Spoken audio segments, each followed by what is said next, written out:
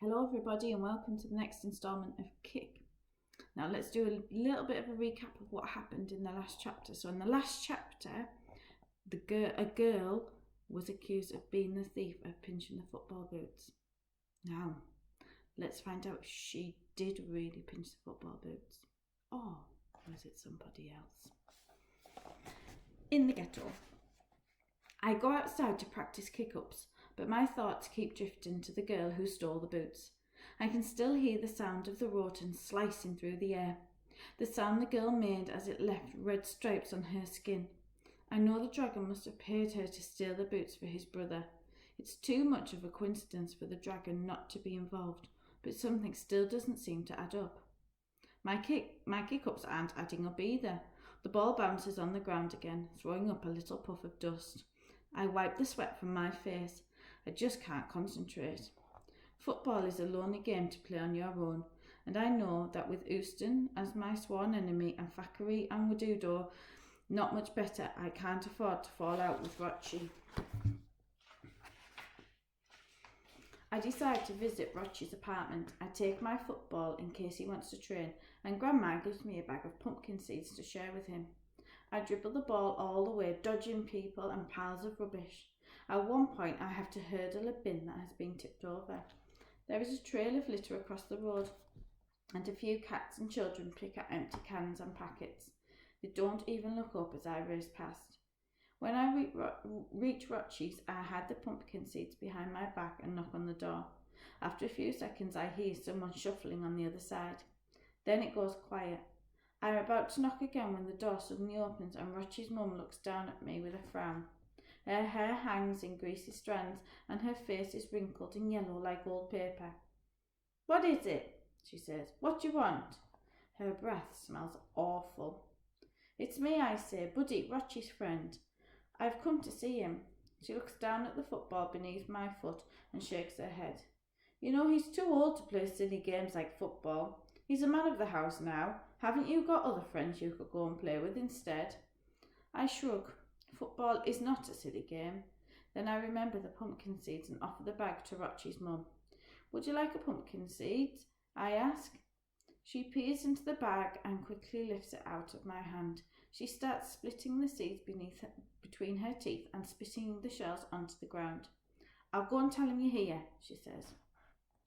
I reach out my hand to take the bag back, but she turns away into the gloomy apartment and disappears from sight. She leaves the door open and I can see that the room is a mess. It looks as though someone has emptied a bin onto the middle of the floor.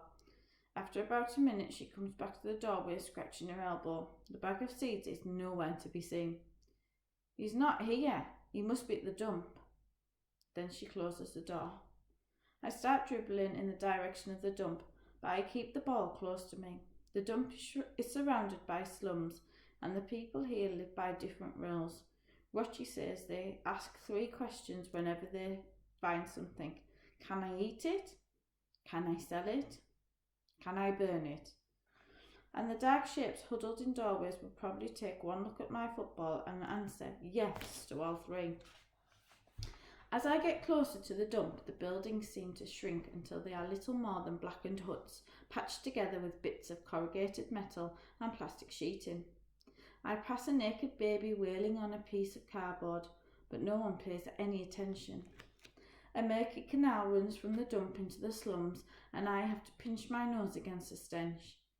I notice a group of old men squatting over the water's edge, and further downstream a kid wades after a plastic bottle that can be sold by the kilo. I pick up my football just in case it rolls into the water and jog the rest of the way. The dump is where the city piles all its rubbish, and it smells even worse than the canal. Luckily, I spot Rochi by the gate so I don't have to go inside. "What are you doing here?" he asks. He looks really surprised to see me. "Your mum sent me. I went to your apartment to see if you wanted to train, and she said I'd find you here." I suddenly notice the black rubbish bag in his hand. "Why have you got that?" He looks down at the bulging sack in his filthy hand. Something has pierced through the bottom, and every few seconds it drips, leaving a dark splash on the dusty road. "They wouldn't let me dump it," he says. "The man said I've been coming too often. even though I haven't been in here for weeks. I think he's confusing me with someone else. Can't you leave it by the gate? I ask. Rochi looks round. I don't think so. I'll have to take it home and try again tomorrow. We walk back to his apartment. As we pass the canal, I pinch my nose again, but Rochi's free hand stays by his side. The streets are darker now, and it's only when we pass a fire on the pavement that I can see Rochi beside me. The rest of the time, I can only hear the rustling of the bag as it brushes against his leg. Rochi, what's going on? Feels though everyone is becoming my enemy. Even you seem different. What's happening? Someone splashes petrol onto a fire, and in the bright flash I see how tired he looks. Is it because Barcelona are ahead of us in the table? I ask. If it isn't, don't worry, because I know we can still win the league. It's a long season. Rochi makes a noise, but I can't tell whether it's a rustling of the bag or a sigh. Nobody, he says. It's got nothing to do with football. Well, what is it then? I'm just bored of it all. Bored of what? Of everything. Work in the factory, sharing a room with my mum and sisters. It feels like I'm constantly waiting for something that's never going to happen. It could be worse, I say. What would you do if you didn't have a job at all? What if you lost your job like the girl who was caught stealing? Things would be a lot worse then. We arrive outside Rochi's apartment and he puts the bag down against the wall. Come on, he says. I don't feel like going inside just yet. We walk around the corner to a tiny courtyard that is lit by a bulb above a brown door. I pass the ball to Rochi and he starts doing kick-ups. I watch the ball as Rochi loops it from one foot to the other. Do you really think that girl stole those boots? He asks, concentrating on the ball. Of course. The foreman said she'd been boasting about her, which is a really stupid thing to do in my opinion. And the dragon said he would pay somebody to do it if I didn't. It makes sense. But don't you think it's a bit of a coincidence that lots of people were jealous of her for being so pretty? She wasn't very popular with some of the women. What do you mean? I mean that lots of people probably wanted to get rid of her. So you don't think she did it? Rochi almost loses control of the ball, but manages to keep it off the ground. No, I don't, he says. I know she didn't. How do you know? I ask. I just know. Rochi loops the ball over and I control it on my chest. What do you think you'll be doing in 10 years' time? He asks. Playing for Real Madrid, obviously. Maybe I'll be captain. Rochi laughs. Do you think you'll be able to get me a season ticket? Of course.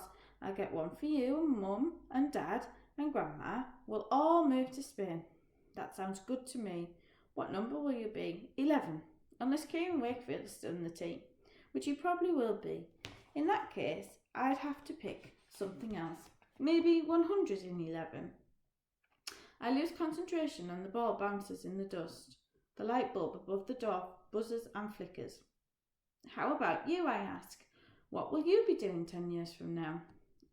Rochi nudges the ball against one of the concrete walls, alternating from right to left foot. I don't know. He smiles as though he's about to say something else, but instead he just repeats, I don't know. We start doing kick-ups again, but after a few minutes the bulb goes out completely, and we're forced to stop. I should be getting home, Rochi says. Mum will want to know where I've been hiding. We walk back to his apartment, but just before he opens the door, he stops to turn and look at me. Thanks for coming to see me tonight, buddy. You're right. Things could be a lot worse.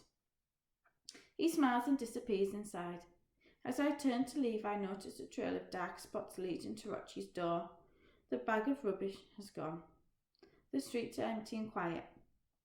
I turn my pockets out to show I'm not worth robbing.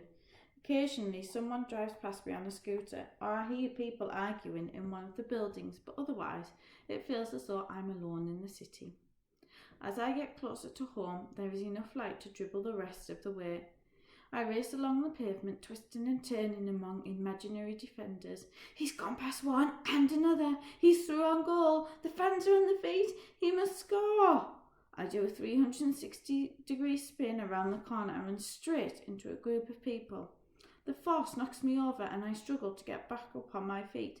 Hey, watch where you're going, kid. A jet of red saliva hits the ground beside me. Little pink bubbles squirm and burst on the surface. Little Lazaro, a familiar voice says. A big bejeweled hand reaches down and pulls me up by my t-shirt. I look from the dragon's smirking face to the three brothers behind him.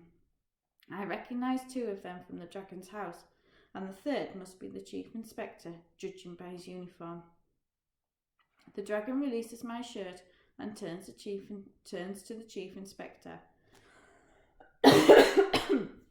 This is the kid I was telling you about, the one who works in the factory, but is going to be a famous footballer one day. They all laugh loudly, showing off their little red teeth. One of them has his foot resting on my football. I gulp. Now they'll make me pay for failing to steal the boots.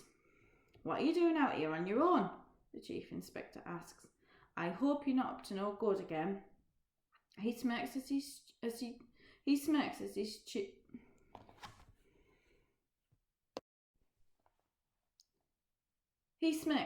chews his siren. Then he spits at my feet. Hey, Boaz, Dragon says, pass the ball to me. The men spread around me and pass the ball with the big clumsy kicks. Try and get it off us, little Lazaro. The Dragon's clan are really terrible at football.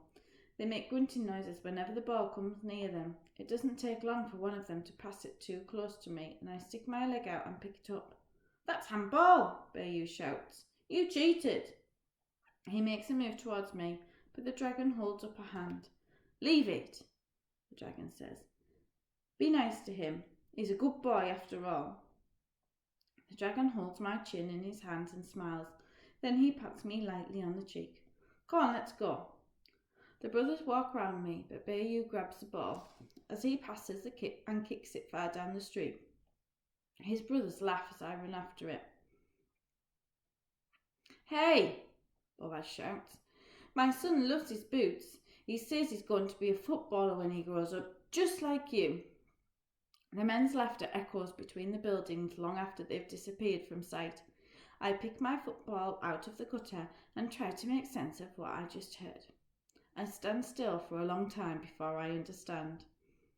And it's only then I realise how Rochi knew the girl wasn't a thief.